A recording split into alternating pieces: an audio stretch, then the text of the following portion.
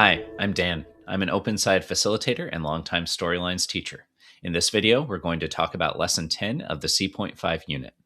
This video really pushes students into something they're probably pretty unfamiliar with hydrogen fuel cells.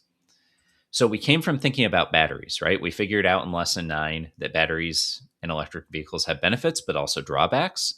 We also figured out how batteries work and tried to apply some of that thinking to ideas about how we could improve batteries. In this lesson, we're wondering how we could use hydrogen as a fuel, as well as thinking about its impacts. So just like lesson 9, we're going to think about engineering and science thinking alongside one another. This is a one-day lesson. However, there's a lot packed in here, as we'll see. There's a decent amount of materials preparation, most of which is associated with the building of some molecular models, which is really a one-off. Students will need devices so they can access a couple online maps, and there is an optional video that provides more information about hydrogen fuel cell charging and discharging. This lesson, even though it's a one-day lesson, we're going to break it down into 3 loops just so we can hit all the important pieces. In this first loop, students are just figuring out how hydrogen fuel cells work. They figure out that they're similar to batteries and that they directly produce electricity, but they also have some similarities to engines. Unlike batteries, they require inputs and outputs. In the second loop, students shift their focus to how that hydrogen is produced, and it turns out that you need methane, which is a greenhouse gas. And so there's also carbon dioxide emitted from that as well. And greenhouse gases are going to persist in the atmosphere, and they wobble when they absorb infrared energy emitted by Earth. And so there's a lot of mechanism in here that seems a little bit peripheral to the unit, but closes the loop on the climate change thinking that's undergirded much of the course. And then in the third loop, students are going to really revisit additional criterion constraints, because besides greenhouse gases, what are some of the other issues around hydrogen fuel cells? And they figure out that it has some really special criterion constraints. For example, not enough refueling stations. So for key moments, in part 2, this is in the first loop, students are going to examine hydrogen fuel cells. Really what they're doing is they're comparing them to batteries. And they figure out that the general principle is fairly similar, but the key difference is we need hydrogen for fuel cells. Well, how do we get hydrogen? It turns out that you burn methane, which both emits carbon dioxide, and then methane itself is also a greenhouse gas. Now, in this course, we have only focused on carbon dioxide as a greenhouse gas. Methane is new to us. So that raises questions about what makes some gases greenhouse gases and not others. So we're going to analyze some data that shows us the most common gases in the atmosphere, including some that are greenhouse gases. And we start to see that the molecules maybe look a little bit more complex for greenhouse gases than others, but that doesn't give us a mechanism for how they're actually warming up the Earth. And so we follow that up with molecular models. We'll talk about those models a little bit more in the tips and tricks section.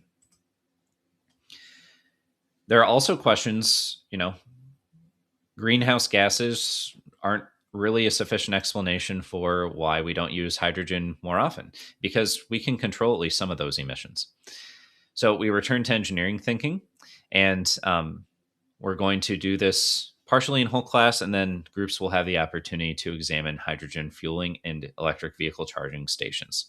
The key takeaway here that students will see is the map for hydrogen fueling stations around the country is a lot more sparse than EV charging stations.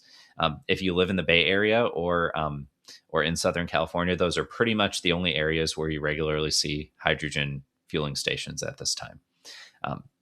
And so that'll be a significant takeaway for students. Then from here, we've explained all the fuels we've explored through those fuel cards, except for uranium. So we want to make sense of that next. Some material management tips and tricks. First of all, when we're first looking at these hydrogen fuel cells, it's important not to get bogged down in the details. Hydrogen fuel cells are complicated, but the goal here is to identify that they look enough like batteries that a lot of the same mechanisms are probably at work. The key difference we want students to notice is that we need fuel inputs, and then that there are outputs as well. Then after we've seen this data related to greenhouse gases, we want to explain it, so we have to work with some molecular models. It's important to either make these molecular models in advance or build in plenty of time to make them, because it is a little tedious, but once you've made them, they exist. The key idea here, and the reason why we chose these particular models, is we want to see wiggle, because in this mechanism, the way those atoms wiggle in their bonds, ultimately determines that they're able to absorb infrared radiation. And we wanted bonds then that could wiggle. Pipe cleaners work well for that.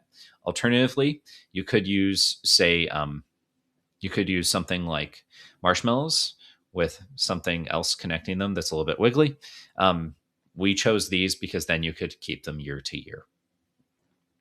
Also notice you can vary the size of the atoms a little bit. The hydrogens are a little bit smaller than the oxygen, and the carbon and the nitrogen.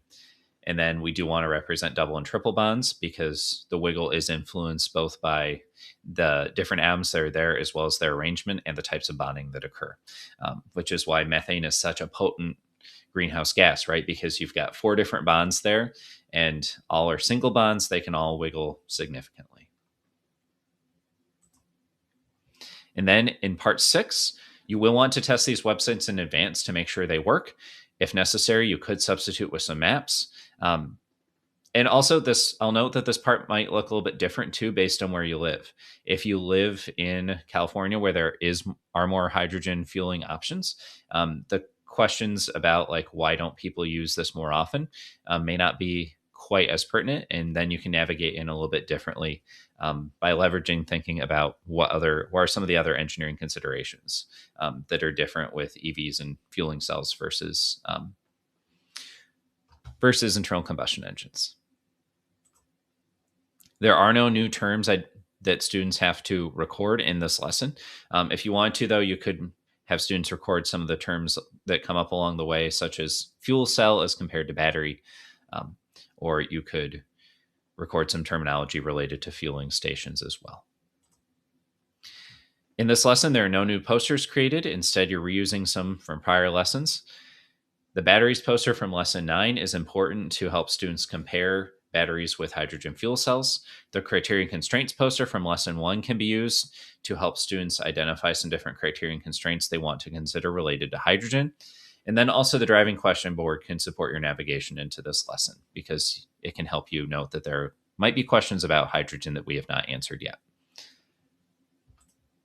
So thank you very much. And in the next lesson, we'll talk about uranium.